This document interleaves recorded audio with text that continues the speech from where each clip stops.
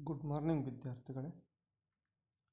ನಾವು ಇಂದಿನ ಯೂಟ್ಯೂಬ್ ತರಗತಿಯಲ್ಲಿ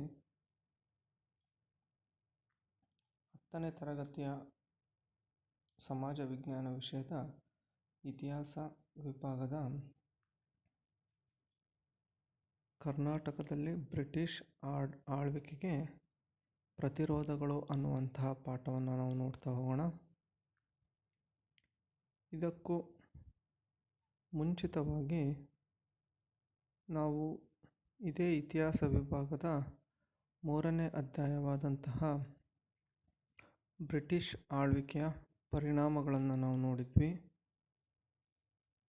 ಈ ಬ್ರಿಟಿಷ್ ಆಳ್ವಿಕೆಯ ಪರಿಣಾಮಗಳಲ್ಲಿ ಬ್ರಿಟಿಷರು ಆಳ್ವಿಕೆಗೆ ಬಂದಂತಹ ಸಂದರ್ಭದಲ್ಲಿ ಆದಂತಹ ನ್ಯಾಯಾಂಗ ವ್ಯವಸ್ಥೆಯ ಬದಲಾವಣೆಗಳು ಅಥವಾ ಸುಧಾರಣೆಗಳು, ಪೊಲೀಸ್ ವ್ಯವಸ್ಥೆಯಲ್ಲಾದಂತಹ ಬದಲಾವಣೆಗಳು ಅಥವಾ ಸುಧಾರಣೆಗಳು, ಭೂಕಂದಾಯ ವ್ಯವಸ್ಥೆಗಳಾದಂತಹ ಕಾಯಂ ಜಮೀನ್ದಾರಿ ಪದ್ಧತಿ, ಮಹಲ್ವಾರಿ ಪದ್ಧತಿ, ರೈತವಾರಿ ಪದ್ಧತಿ ಬಗ್ಗೆ ಮತ್ತು ಈ ಭೂಕಂದಾಯ ಪದ್ಧತಿಗಳಿಂದಾದಂತಹ ಪರಿಣಾಮಗಳು ಏನೇನಾಯಿತು ಅನ್ನುವಂಥದ್ದನ್ನು ತಿಳ್ಕೊಂಡಿದ್ವಿ. ಅದರ ಜೊತೆಗೆ ಶಿಕ್ಷಣದಿಂದ ಆದಂತಹ ಬದಲಾವಣೆಗಳು ಮತ್ತು ಸಂವಿಧಾನಾತ್ಮಕ ಬೆಳವಣಿಗೆಯ ಬಗ್ಗೆ ಕಳೆದ ತರಗತಿಯಲ್ಲಿ ತಿಳ್ಕೊಂಡಿದ್ವಿ ಅನ್ನುವಂತಹ ಪುನರ್ಮನನವನ್ನು ಮಾಡ್ತಾ ಇವತ್ತಿನ ಈ ತರಗತಿಯಲ್ಲಿ ಮುಂದುವರೆದಂತಹ ಭಾಗವಾಗಿ ಕರ್ನಾಟಕ ಅನ್ನುವಂಥ ನಮ್ಮ ರಾಜ್ಯದಲ್ಲಿ ಬ್ರಿಟಿಷ್ ಆಳ್ವಿಕೆಗೆ ಯಾವ್ಯಾವ ರೀತಿಯಾದಂತಹ ಪ್ರತಿರೋಧಗಳು ಬಂತು, ಬ್ರಿಟಿಷ್ ಆಳ್ವಿಕೆಯ ವಿರುದ್ಧ ಯಾರ್ಯಾರು ವಿರೋಧವನ್ನು ವ್ಯಕ್ತಪಡಿಸಿದ್ರು ಅನ್ನುವಂಥದ್ದನ್ನು ನಾವು ನೋಡ್ತಾ ಹೋಗೋಣ. ಇದರ ಹಿನ್ನೆಲೆಯಲ್ಲಿ ಈ ಅಧ್ಯಯನದಲ್ಲಿ ತಿಳ್ಕೊಳ್ಳುವಂತಹ ಕೆಲವು ಅಂಶಗಳೇನಪ್ಪ ಅಂತಂತಂದರೆ, ಹೈದರ್ ಅಲಿ ಮತ್ತು ಟಿಪ್ಪು ಸುಲ್ತಾನ್ ಬಗ್ಗೆ, ಪ್ರಮುಖವಾದಂಥ 4 ಆಂಗ್ಲೋ ಮೈಸೂರು ಯುದ್ಧಗಳ ಬಗ್ಗೆ, ಕಿತ್ತೂರಿನ ಬಂಡಾಯದ ಬಗ್ಗೆ, ಅಲ್ಲಿ ರಾಣಿ ಚೆನ್ನಮ್ಮ ಮತ್ತು ಸಂಗೊಳ್ಳಿ ರಾಯಣ್ಣನ ಬಗ್ಗೆ, ದೋಂಡಿಯಾವಾಗ್ ಮತ್ತು ಸುಳ್ಯದಲ್ಲಿ ಆದಂಥ ಬಂಡಾಯದ ಬಗ್ಗೆ, ಅದರ ಜೊತೆಗೆ ಸುರಪುರದ ಬಂಡಾಯ ಮತ್ತು ಹಲಗಲಿ ಬೇಡರ ದಂಗೆಯ ಬಗ್ಗೆ ಈ ಅಧ್ಯಾಯದಲ್ಲಿ ನಾವು ತಿಳಿತಾ ಹೋಗ್ತೀವಿ.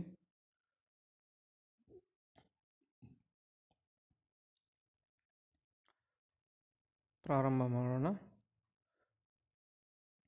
ವಿದ್ಯಾರ್ಥಿಗಳೇ, ನಮ್ಮ ಇಂದಿನ ಕರ್ನಾಟಕವು ಏಕೀಕರಣವಾಗುವಂತಹ ಒಂದು ಪೂರ್ವದಲ್ಲಿ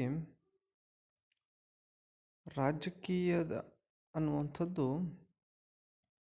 ಅಧಿಕಾರಶಾಹಿಗಳಲ್ಲಿ ಹಂಚಿಕೆಯನ್ನು ಹೊಂದಿದ್ದಂಥದ್ದನ್ನು ನಾವು ನೋಡ್ತೀವಿ,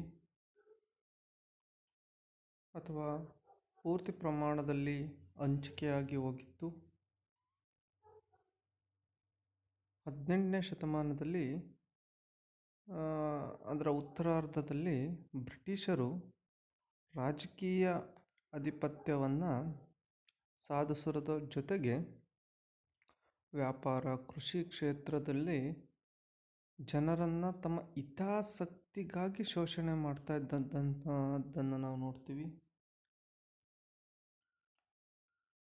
ಈ ರೀತಿಯಾಗಿ ಶೋಷಣೆಗೊಳಪಟ್ಟಂತಹ ಕರ್ನಾಟಕದ ವಿವಿಧ ಭಾಗಗಳಲ್ಲಿ ಅಸ್ಥಿರತೆ ಅನ್ನುವಂಥದ್ದು ಸೃಷ್ಟಿಯಾಗುತ್ತೆ.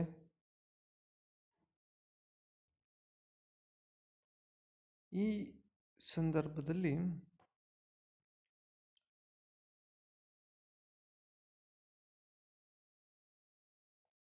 ಸಂಸ್ಥಾನಗಳ ರಾಜರುಗಳು ಸಹ ತಮ್ಮಲ್ಲಿಯ ಯಾವುದೇ ಐಕ್ಯತೆಯನ್ನು ಸಾಧಿಸಲು ಪ್ರಯತ್ನಿಸದೇ ಇರುವಂಥದ್ದು, ಒಬ್ಬೊಬ್ಬರಾಗಿಯೇ ವಿಘಟಿತಗೊಂಡು ಬ್ರಿಟಿಷರ ವಿರುದ್ಧ ಬಂಡೇಳುವ ಪ್ರಯತ್ನವನ್ನು ಮಾಡುವಂಥದ್ದನ್ನು ಸಹ ನಾವು ನೋಡ್ತೀವಿ.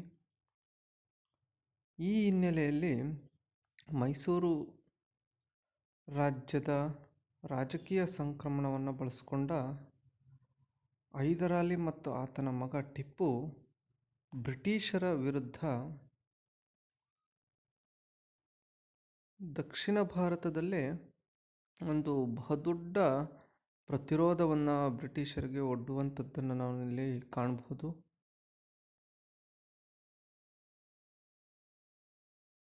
ಸೊ ಇದು ಪ್ರಮುಖವಾಗಿ 1761ರಿಂದ 1779 ನಡುವಿನ ಕಾಲಘಟ್ಟದಲ್ಲಿ ಈ ಒಂದು ಪ್ರಯತ್ನ ಬ್ರಿಟಿಷ್ ವಿರೋಧಿ ಬಂಡಾಯದ ಆರಂಭಿಕ ಅಧ್ಯಾಯ ಅಂತಲೂ ಸಹ ನಾವಿಲ್ಲಿ ಕರಿಬಹುದು. ಸೊ ಈ ಎಲ್ಲದನ್ನು ನಾವು ನೋಡ್ತಾ ಹೋದಂಥ ಸಂದರ್ಭದಲ್ಲಿ ಈ 18ನೇ ಶತಮಾನ ಅನ್ನುವಂಥದ್ದು ರಾಜಕೀಯ ಸಮಸ್ಯೆಗಳ ಶತಮಾನ ಅಂತಲೇ ಕರೆಯಲ್ಪಟ್ಟಿದೆ ಅಥವಾ ಚಿತ್ರಿಸಲ್ಪಟ್ಟಿದೆ ಅಂತ ನಾವು ಇಲ್ಲಿ ಹೇಳ್ಬೋದು. ಭಾರತದ ಚರಿತ್ರೆಯಲ್ಲಿ ವಿದ್ಯಾರ್ಥಿಗಳೇ 2019 ಮಾರ್ಚ್ನಲ್ಲಿ ನಡೆದಂತಹ ಎಕ್ಸಾಮಲ್ಲಿ 3 ಅಂಕಗಳಿಗೆ ಈ ಪ್ರಶ್ನೆಯನ್ನು ಕೇಳಿದರು. ಪ್ರಶ್ನೆ ಏನಪ್ಪ ಅಂತಂತಂದರೆ, ಭಾರತದ ಚರಿತ್ರೆಯಲ್ಲಿ 18ನೇ ಶತಮಾನ ರಾಜಕೀಯ ಸಮಸ್ಯೆಗಳ ಶತಮಾನವೆಂದೇ ಕರೆಯಲ್ಪಟ್ಟಿದೆ ಏಕೆ? ಅಂದರೆ ನಮ್ಮ ದೇಶದ ಚರಿತ್ರೆಯಲ್ಲಿ 18ನೇ ಶತಮಾನದಲ್ಲಿ ಆದಂಥ ಪ್ರಮುಖ ಬೆಳವಣಿಗೆಗಳೇನು ಅಂತ ಸಿಂಪಲಾಗಿ ನಾವು ಅರ್ಥ ಮಾಡ್ಕೋಬೋದು.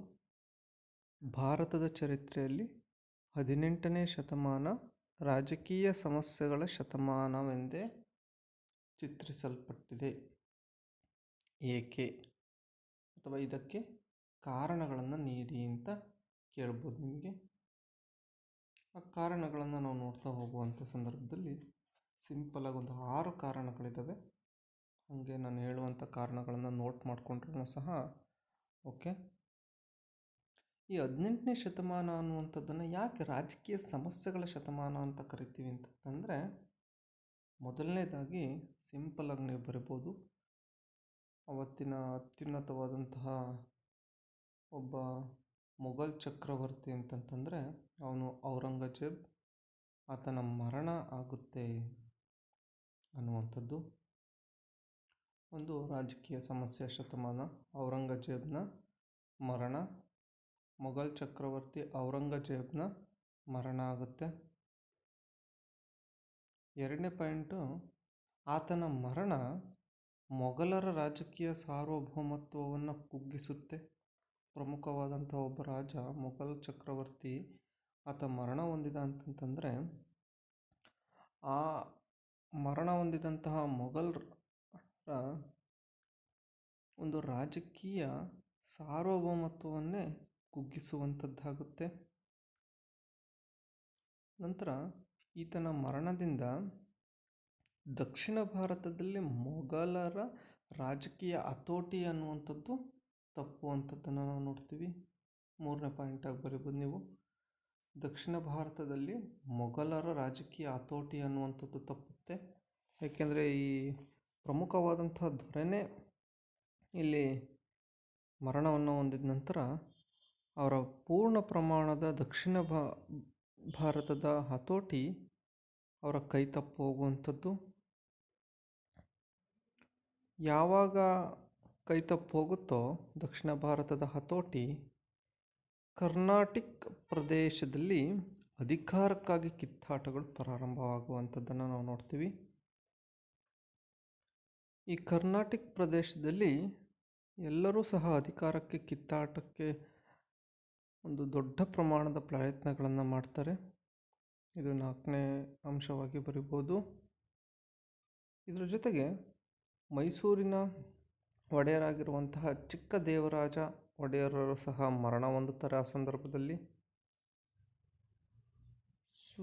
ಈ ಚಿಕ್ಕ ದೇವರಾಜರ ಒಡೆಯರರ ಮರಣವೂ ಸಹ ಮೈಸೂರಿನಲ್ಲಿ ಉತ್ತರಾಧಿಕಾರತ್ವದ ಸಮಸ್ಯೆಗೆ ಕಾರಣವಾಗುತ್ತೆ. ಅಂದರೆ ಮೈಸೂರಿನಲ್ಲಿ ರಾಜಕೀಯ ಅತಂತ್ರನೂ ಸಹ ಆಗುವಂಥದ್ದನ್ನು ನಾವು ನೋಡ್ತೀವಿ. ಇವು ಪ್ರಮುಖವಾಗಿ ಈ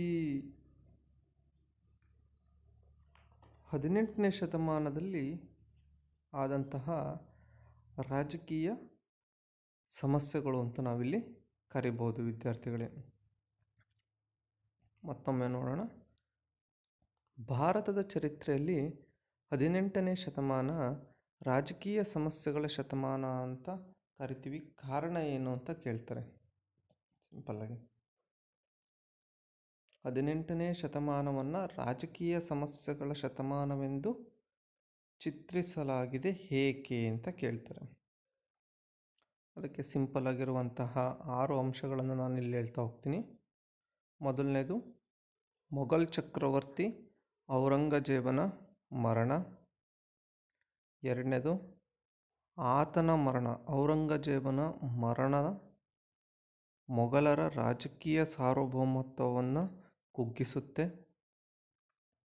ಮೂರನೇದು, ದಕ್ಷಿಣ ಭಾರತದಲ್ಲಿ ಮೊಘಲರ ರಾಜಕೀಯ ಹತೋಟಿ ತಪ್ಪುತ್ತೆ. ನಾಲ್ಕನೇದು, ಯಾವಾಗ ದಕ್ಷಿಣ ಭಾರತದಲ್ಲಿ ರಾಜಕೀಯ ಹತೋಟಿ ತಪ್ಪುತ್ತೋ ಕರ್ನಾಟಕ ಪ್ರದೇಶದಲ್ಲಿ ಅಧಿಕಾರಕ್ಕಾಗಿ ಕಿತ್ತಾಟಗಳು ಪ್ರಾರಂಭ ಆಗ್ತವೆ. ಇದು 4ನೇದು ಅಂಶ. 5ನೇದು, ನಮ್ಮ ಮೈಸೂರಿನಲ್ಲಿ ಚಿಕ್ಕ ದೇವರಾಜ ಒಡೆಯರರ ಮರಣನೂ ಸಹ ಆಗುತ್ತೆ ಈ ಸಂದರ್ಭದಲ್ಲಿ. ಈ ಸಂದರ್ಭದಲ್ಲಿ ಮೈಸೂರಿನಲ್ಲೂ ಸಹ ಉತ್ತರಾಧಿಕಾರತ್ವದ ಒಂದು ಸಮಸ್ಯೆ ಅನ್ನುವಂಥದ್ದು, ಉತ್ತರಾಧಿಕಾರತ್ವ ಅನ್ನುವಂತಹ ರಾಜಕೀಯ ಅಸ್ಥಿರತೆ ಅನ್ನುವಂಥದ್ದು ಕಂಡುಬರುವಂಥದ್ದನ್ನು ನಾವಿಲ್ಲಿ ನೋಡಬಹುದು. ಈ ಪ್ರಮುಖವಾದಂತಹ 6 ಅಂಶಗಳೇ 18ನೇ ಶತಮಾನದಲ್ಲಿ ರಾಜಕೀಯ ಸಮಸ್ಯೆಗಳ ಶತಮಾನ ಅಂತ ಕರೆಯೋದಕ್ಕೆ ಮುಖ್ಯವಾದಂಥ ಕಾರಣಗಳಾಗ್ತವೆ ವಿದ್ಯಾರ್ಥಿಗಳೇ.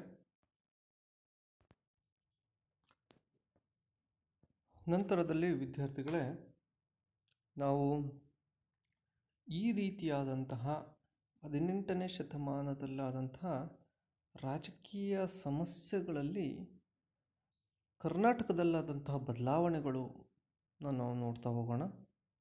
ನಾವೀಗ ಮೊದಲೇ ತಿಳಿದಂತೆ ಈ 18ನೇ ಶತಮಾನದ ರಾಜಕೀಯ ಸಮಸ್ಯೆಗಳ ಒಂದು ಶತಮಾನ ಅಂತ ಕರೆಯುವಂಥ ಸಂದರ್ಭದಲ್ಲಿ ಮೈಸೂರಿನಲ್ಲಿ ಒಡೆಯರಾಗಿರುವಂತಹ ಚಿಕ್ಕ ದೇವರಾಜ ಒಡೆಯರರ ಮರಣವನ್ನು ಹೊಂದುತ್ತಾರೆ. ಈ ಸಂದರ್ಭದಲ್ಲಿ ಮೈಸೂರಿನಲ್ಲೂ ಸಹ ಉತ್ತರಾಧಿಕಾರತ್ವದ ಒಂದು ರಾಜಕೀಯ ಒಂದು ಸಮಸ್ಯೆ, ಅಸ್ಥಿರತೆ ಅನ್ನುವಂಥದ್ದು ಕಾರಣ ಆಗುತ್ತೆ. ಈ ಸನ್ನಿವೇಶ ಅಥವಾ ಹಿನ್ನೆಲೆಯಲ್ಲಿ ಮೈಸೂರಿನ ಮತ್ತು ಕರ್ನಾಟಕ ರಾಜ್ಯಗಳ ಭೂ ಪ್ರದೇಶದಲ್ಲಿ ಹೈದರಾಲಿ ರಾಜಕೀಯ ಪ್ರಾಮುಖ್ಯತೆಯನ್ನು ಗಳಿಸುವಂಥದ್ದಾಗುತ್ತೆ.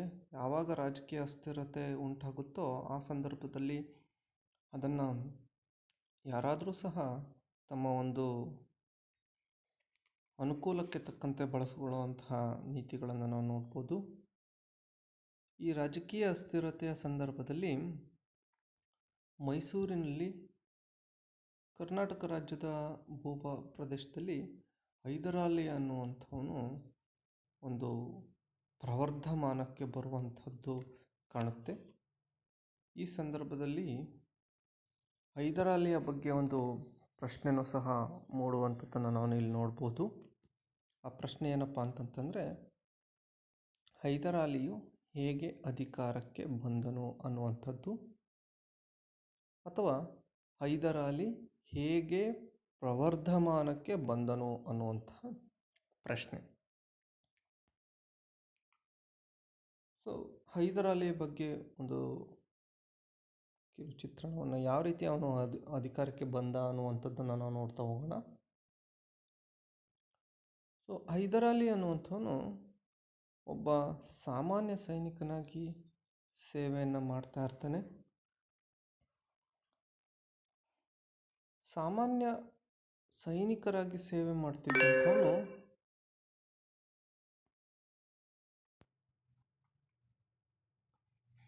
ಒಬ್ಬ ಸಾಮಾನ್ಯ ಸೈನಿಕನಾಗಿ ಸೇವೆಗೆ ಸೇರ್ಪಡೆಗೊಂಡಿದ್ದಂಥವನು ಒಂದು ದೊಡ್ಡ ಮಟ್ಟದ ಚಾಣಕ್ಯ ರಾಜಕೀಯ ನಡೆಗೆ ಹೆಸರಾಗಿದ್ದಾನವನು. ಅತ್ಯಂತ ದೊಡ್ಡ ಪ್ರಮಾಣದಲ್ಲಿ ರಾಜಕೀಯ ಚಾಣಾಕ್ಷತೆಯನ್ನು ಅವನು ಕಲ್ತಿರ್ತಾನೆ.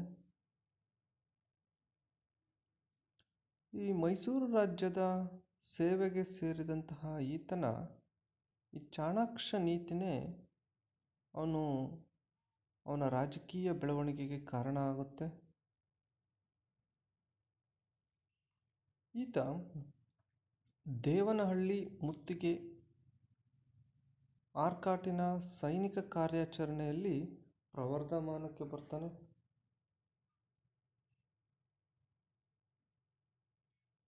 ಆ ಸಂದರ್ಭದಲ್ಲಿ, ಈ ಕಾರ್ಯಾಚರಣೆಯ ಸಂದರ್ಭದಲ್ಲಿ, ಮುತ್ತಿಗೆಯ ಸಂದರ್ಭದಲ್ಲಿ ಸೈನಿಕರನ್ನು ವಿಶ್ವಾಸಕ್ಕೆ ತೆಗೆದುಕೊಳ್ಳಲು ಯಶಸ್ವಿ ಸಹ ಆಗುವಂಥದ್ದನ್ನು ನಾವು ನೋಡ್ತೀವಿ. ಎಲ್ಲ ಸೈನಿಕರನ್ನು ವಿಶ್ವಾಸಕ್ಕೆ ತೆಗೆದುಕೊಂಡು ಈತ ನವಾಬ್ ಹೈದರಾಲಿ ಖಾನ್ ಅನ್ನುವಂತಹ ಹೆಸರಲ್ಲೇ ಗುರುತಿಸಿಕೊಳ್ಳುವಂತಹ ಪ್ರಯತ್ನಗಳನ್ನು ಸಹ ಮಾಡ್ತಾನೆ. ಇದರ ಜೊತೆಗೆ ಶಸ್ತ್ರಾಸ್ತ್ರಗಳ ಉಪಯೋಗದಲ್ಲೂ ಸಹ ಅವನು ನೈಪುಣ್ಯತೆಯನ್ನು ಪಡಿತಾನೆ. ಅನೇಕ ಶಸ್ತ್ರಾಸ್ತ್ರಗಳಿಂದ ಪ್ರಯೋಗಗಳನ್ನು ಸಹ ಮಾಡಿ ಅದರಲ್ಲಿ ಯಶಸ್ವಿಯಾಗಿ ಅದರ ನೈಪುಣ್ಯತೆಯನ್ನು ಸಹ ಪಡೆಯುವಂಥದ್ದನ್ನು ನಾವು ಇಲ್ಲಿ ಕಾಣಬಹುದು. ಅದರ ಜೊತೆಗೆ ಈ ಸೈನಿಕ ಕೆಲವು ಕಾರ್ಯಾಚರಣೆಗಳ ಮೂಲಕ ದಳವಾಯಿಗಳ ಬಲವನ್ನು ಸಹ ಕುಗ್ಗಿಸುವಂಥದ್ದನ್ನು ನಾವು ನೋಡ್ತೀವಿ. ಕೊನೆಯದಾಗಿ ಈ ಎಲ್ಲ ಕಾರಣಗಳಿಂದ, ಅದರ ಜೊತೆಗೆ 18ನೇ ಶತಮಾನದಲ್ಲಾದಂತಹ ರಾಜಕೀಯ ಒಂದು ಸಮಸ್ಯೆಯಿಂದ ಮೈಸೂರಿನಲ್ಲಿದ್ದಂತಹ ಒಡೆಯರನ್ನು ಮೂಲೆ ಗುಂಪು ಮಾಡಿ ಆತನೇ ಅಧಿಕಾರಕ್ಕೆ ಬರುವಂತಹ ಒಂದು ಪ್ರಯತ್ನವನ್ನು ಸಹ ಮಾಡಿ ಅದರಲ್ಲಿ ಯಶಸ್ವಿನೂ ಸಹ ಆಗುವಂಥದ್ದನ್ನು ನಾವು ನೋಡ್ತೀವಿ. ಇದು ಹೈದರಾಲಿ ಅನ್ನುವಂಥವನು ಅಧಿಕಾರಕ್ಕೆ ಬಂದಂತಹ ಅಥವಾ ಪ್ರವರ್ಧಮಾನಕ್ಕೆ ಬಂದಂತಹ ಒಂದು ಮುಖ್ಯವಾದಂತಹ ಅಂಶಗಳು.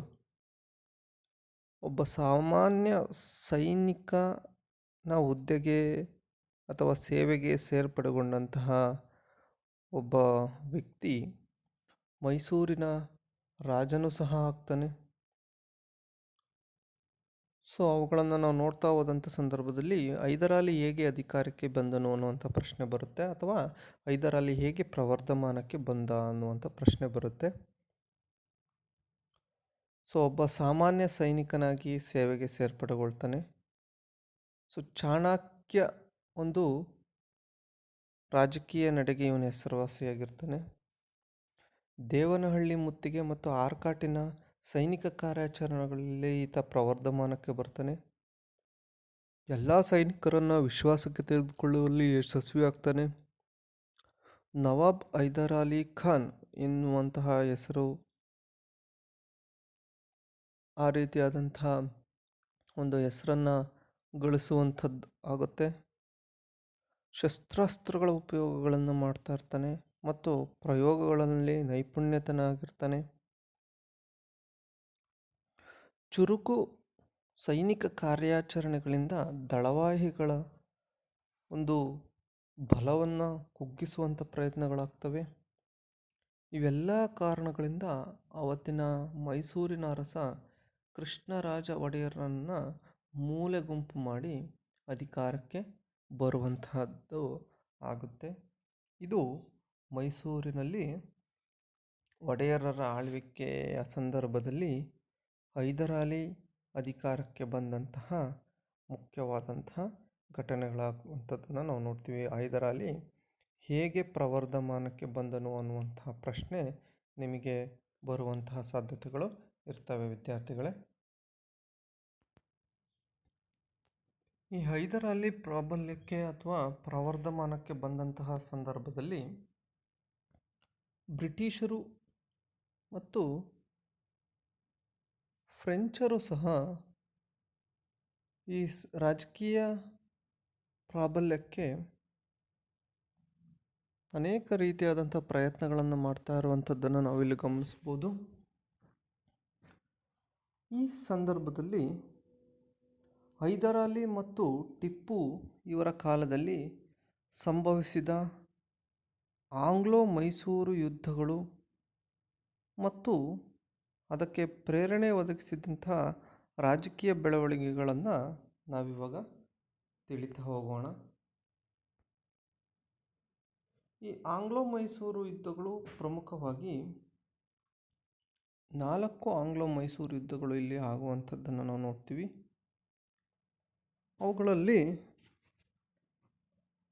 2 ಆಂಗ್ಲೋ ಮೈಸೂರು ಯುದ್ಧಗಳನ್ನು ಟಿಪ್ಪು ಹೈದರಾಲಿ ಮತ್ತು ಇನ್ನು 2 ಆಂಗ್ಲೋ ಮೈಸೂರು ಯುದ್ಧಗಳನ್ನು ಟಿಪ್ಪು ಸುಲ್ತಾನ್, ಅಂದರೆ 2ನೇ ಆಂಗ್ಲೋ ಮೈಸೂರು ಯುದ್ಧದ ಸಂದರ್ಭದಲ್ಲಿ ಹೈದರಾಲಿಯ ಮರಣ ಆಗುತ್ತೆ. ಉಳಿದ ಆಂಗ್ಲೋ ಮೈಸೂರು ಯುದ್ಧಗಳನ್ನು ಆತನ ಮಗನಾದಂತಹ ಟಿಪ್ಪು ಸುಲ್ತಾನ್ ಮುಂದುವರಿಸುವಂಥದ್ದನ್ನು ನಾವು ನೋಡ್ತೀವಿ. ಮೊದಲನೇ ಆಂಗ್ಲೋ ಮೈಸೂರು ಯುದ್ಧವನ್ನು, ಅದಕ್ಕೆ ಕಾರಣಗಳನ್ನು ನಾವು ನೋಡ್ತಾ ಹೋಗೋಣ.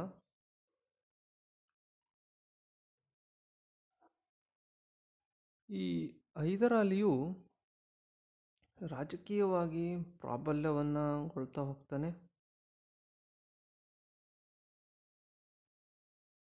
ಹೈದರಾಲಿಯ ಬಗ್ಗೆ ಬ್ರಿಟಿಷರು, ಹೈದರಾಬಾದ್ ನಿಜಾಮರು ಮತ್ತು ಮರಾಠರಲ್ಲಿ ಒಂದು ರೀತಿಯಾದಂತಹ ಅಸಹನೆಯೂ ಸಹ ಉಂಟಾಗುತ್ತೆ. ಈ ಸಂದರ್ಭದಲ್ಲಿ ಹೈದರಾಲಿಯನ್ನು ಹತ್ತಿಕ್ಕಲು ಬ್ರಿಟಿಷರು ಅನೇಕ ರಾಜಕೀಯ ತಂತ್ರಗಳನ್ನು ಎಣೆಯುವಂಥದ್ದಾಗುತ್ತೆ. ಈ ಸಂದರ್ಭದಲ್ಲಿ ಮರಾಠರ ದಾಳಿಯಿಂದ ಹೈದರಾಲಿಗೆ ರಾಜಕೀಯ ಮತ್ತು ಆರ್ಥಿಕ ನಷ್ಟವನ್ನು ಉಂಟು ಮಾಡಿಸ್ತಾರೆ. ಹೈದರಾಲಿ ತನ್ನ ವಿರುದ್ಧದ ತ್ರಿಕೋನ ಸೈನ್ಯವನ್ನು ಒಡೆಯುವಲ್ಲಿಯೂ ಸಹ ಯಶಸ್ವಿಯಾಗ್ತಾನೆ. ಬ್ರಿಟಿಷರು, ನಿಜಾಮ್, ನವಾಬರು ಮತ್ತು ಮರಾಠರು, ಹೈದರಾಬಾದ್ನ ನಿಜಾಮರು, ಮರಾಠರು ಮತ್ತು ಬ್ರಿಟಿಷರು ಸೇರಿಕೊಂಡು ಇವು ಹೈದರಾಲಿ ಮೇಲೆ ಯುದ್ಧವನ್ನು ಮಾಡುವಂತಹ ಪ್ರಯತ್ನಗಳನ್ನು ಮಾಡುವಂಥ ಸಂದರ್ಭದಲ್ಲಿ ಈ ತ್ರಿಕೋನ ಸೈನ್ಯವನ್ನು ಸಹ ಈತ ಒಡೆಯುವಲ್ಲಿ ಯಶಸ್ವಿಯಾಗ್ತಾನೆ. ಮತ್ತೆ ನಿಜಾಮರು ಮತ್ತು ಮರಾಠರನ್ನು ಬ್ರಿಟಿಷರ ವಿರುದ್ಧ ಎತ್ತುಕಟ್ಟುವಲ್ಲೂ ಸಹ ಸಫಲನಾಗ್ತಾನೆ. ಈ ಹೈದರಾಲಿ ಮತ್ತು ನಿಜಾಮರಿಂದ ಆರ್ಕಾಟಿಗೆ ಮುತ್ತಿಗೆನೂ ಸಹ ಆಗುವಂಥದ್ದನ್ನು ನಾವು ನೋಡ್ತೀವಿ. ಈ ಮರಾಠರು ಮತ್ತು ನಿಜಾಮರನ್ನು ತನ್ನ ಕಡೆಗೆ ಸೆಳೆದು ಆ ಪ್ರಯತ್ನದಲ್ಲಿ ಯಶಸ್ವಿಯಾಗಿ ಬ್ರಿಟಿಷರಿಗೆ ಒಂದು ದೊಡ್ಡ ಮಟ್ಟದ ಏಟನ್ನು ಕೊಡುವಂಥ ಪ್ರಯತ್ನಗಳು ಆಗ್ತವೆ ಹೈದರಾಲಿಯಿಂದ. ಕೊನೆಗೆ ಹೈದರಾಲಿ ಈ ಸಂದರ್ಭದಲ್ಲಿ ತಾನು ಚಾಣಕ್ಯ ರಾಜಕೀಯ ತಂತ್ರವನ್ನು ಉಪಯೋಗಿಸ್ಕೊಳ್ತಾನೆ. ಬ್ರಿಟಿಷರ ವಿರುದ್ಧನೇ ಮಿತ್ರಕೂಟವನ್ನು ಮಾಡಿಕೊಂಡು ಆ ಬ್ರಿಟಿಷರ ವಿರುದ್ಧ ಎತ್ತುಕಟ್ಟುವಲ್ಲಿ ಸಹ ಸಹಾಯಕ ಆಗುತ್ತೆ. ಬ್ರಿಟಿಷರ ಆಶ್ರಿತ ದೇಶೀಯ ರಾಜ್ಯವಾಗಿದ್ದಂತಹ ಆರ್ಕಾಟಿನ ಮೇಲೆ ಇವರು ಮುತ್ತಿಗೆನೂ ಸಹ ಆರಂಭವಾಗುತ್ತೆ. ಅದಾದ ನಂತರ ಹಲವಾರು ಸಂದರ್ಭದ ಯುದ್ಧಗಳು ಆದ ನಂತರ ಇಲ್ಲಿ ಬ್ರಿಟಿಷರ ಸೈನ್ಯ ಅನೇಕ ಸ್ಥಳಗಳನ್ನು ವಶಪಡಿಸಿಕೊಳ್ಳುವಂತಹ ಕಾರ್ಯನೂ ಆಗುತ್ತೆ. ಹೈದರಾಲಿಗೆ ತಾತ್ಕಾಲಿಕವಾದಂತಹ ಒಂದು ಹಿನ್ನಡೆನೂ ಸಹ ಆಗುವಂಥದ್ದನ್ನು ನಾವು ನೋಡ್ತೀವಿ. ಹೈದರಾಲಿಯು ಈ ಯುದ್ಧವನ್ನು ತನ್ನ ಪ್ರತಿಷ್ಠಿತ ಸಂಕೇತವೆಂದು ಭಾವಿಸಿ ಕಾರ್ಯಾಚರಣೆಗಳನ್ನು ಮುಂದುವರಿಸ್ತಾನೆ. ಈ ಸಂದರ್ಭದಲ್ಲಿ 1769ರ ವೇಳೆಗೆ ಹೈದರಾಲಿಯ ಒಂದು ಸೈನ್ಯ ಮದ್ರಾಸ್ನ ಪ್ರಾಂತ್ಯವರೆಗೂ ಸಹ ತಲುಪಿದ್ದಂಥದ್ದು ಬ್ರಿಟಿಷರಿಗೆ ಒಂದು ದೊಡ್ಡ ಭಯವನ್ನು ಹುಟ್ಟಿಸುತ್ತೆ. ಈ ಸಂದರ್ಭದಲ್ಲಿ ಅನಿವಾರ್ಯವಾಗಿ ಬ್ರಿಟಿಷರು ಹೈದರಾಲಿಯೊಂದಿಗೆ ಚರ್ಚೆ ಸಂಧಾನಗಳ ಮೂಲಕ ಮದ್ರಾಸ್ ಒಪ್ಪಂದವನ್ನು ಮಾಡಿಕೊಳ್ತಾರೆ. ಈ ರೀತಿ ಮೊದಲನೇ ಆಂಗ್ಲೋ ಮೈಸೂರು ಯುದ್ಧ ಅನ್ನುವಂಥದ್ದು 1769ರಲ್ಲಿ ಮದ್ರಾಸ್ ಒಪ್ಪಂದದ ಮೂಲಕ ಕೊನೆಗೊಳ್ಳುವಂಥದ್ದನ್ನು ನಾವಿಲ್ಲಿ ಕಾಣಬಹುದು. ಇದು ಹೈದರಾಲಿಯು ಹೊಂದಿದ್ದಂತಹ ಒಂದು ದೊಡ್ಡ ಮಟ್ಟದ ರಾಜಕೀಯ ಚಾಣಾಕ್ಷತೆಗೆ ಇರುವಂತಹ ಉದಾಹರಣೆ ಆಗಿದ್ದಂಥದ್ದು. ಮೊದಲನೇ ಆಂಗ್ಲೋ ಮೈಸೂರು ಯುದ್ಧದಲ್ಲಿ ದೊಡ್ಡ ಮಟ್ಟದ ಯಶಸ್ಸನ್ನು ಸಾಧಿಸದೆ ಹೋದ್ರೂ ಸಹ ಬ್ರಿಟಿಷರಿಗೆ ಭಯವನ್ನು ಹುಟ್ಟಿಸಿ ಒಪ್ಪಂದಕ್ಕೆ ಬರುವಂತೆ ಮಾಡಿದ್ದು ಹೈದರಾಲಿಯ ಒಂದು ಮುಖ್ಯವಾದಂತಹ ಚಾಣಾಕ್ಷ ನೀತಿ. ಕೊನೆಗೆ ಬ್ರಿಟಿಷರು 1769ರಲ್ಲಿ ಮದ್ರಾಸ್ ಒಪ್ಪಂದವನ್ನು ಮಾಡೋದ್ರ ಮೂಲಕ ಈ ಮೊದಲ ಆಂಗ್ಲೋ ಮೈಸೂರು ಯುದ್ಧವನ್ನು ಕೊನೆಗೊಳಿಸುವಂಥದ್ದನ್ನು ನಾವಿಲ್ಲಿ ಕಾಣ್ಬೋದು. ಇದಾದ ನಂತರ ವಿದ್ಯಾರ್ಥಿಗಳೇ, ಎರಡನೇ ಆಂಗ್ಲೋ ಮೈಸೂರು ಯುದ್ಧ ನಡೆಯುತ್ತೆ 1780ರಿಂದ 84ರವರೆಗೆ. ಇದಾದ ನಂತರ ಮೂರನೇ ಆಂಗ್ಲೋ ಮೈಸೂರು ಯುದ್ಧ 1790ರಿಂದ 92ರವರೆಗೆ ನಡೆಯುವಂಥದ್ದು ಮೂರನೇ ಆಂಗ್ಲೋ ಮೈಸೂರು ಯುದ್ಧ. ಈ ಮೂರನೇ ಆಂಗ್ಲೋ ಮೈಸೂರು ಯುದ್ಧದಲ್ಲಿ ಆದಂತಹ ಒಂದು ದೊಡ್ಡ ಘಟನೆ ಏನಪ್ಪ ಅಂತಂತಂದರೆ,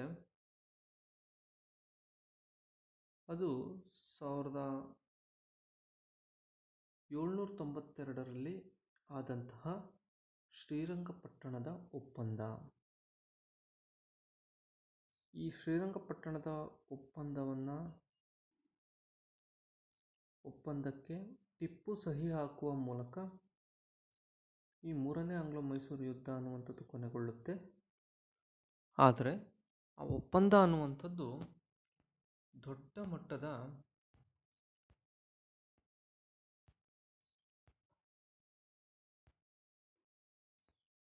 ಒಂದು ಅವಮಾನಕ್ಕೆ ಕಾರಣವಾಗುತ್ತೆ ಅನ್ನುವಂಥದ್ದನ್ನು ನಾವಿಲ್ಲಿ ನೋಡ್ಬೋದು. ಹಾಗಾದರೆ ಈ ಮೂರನೇ